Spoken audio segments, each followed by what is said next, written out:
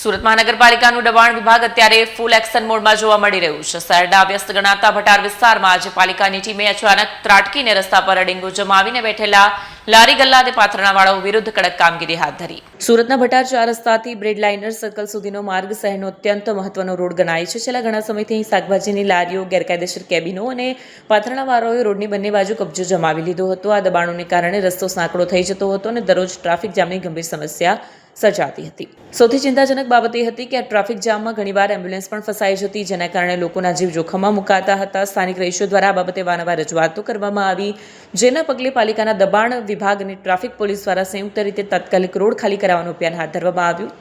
આ કામગીરી દરમિયાન સ્થાનિક કોર્પોરેટર હિમાંશુ રાહુલજી પણ હાજર રહ્યા. તેમણે દબાણકર્તાઓને કડક ભાષામાં ચેતવણી આપતા કહ્યું કે પાલિકા કોઈની રોજીરોટી છીનવવા માંગતી નથી, પરંતુ રસ્તાઓ રોકીને જનતાને મુશ્કેલીમાં મૂકવી તે જરા પણ ચલાવી લેવામાં નહીં આવે. પાલિકાની ટીમે ચારે બાજુથી દબાણ હટાવવાનું શરૂ કર્યું હતું.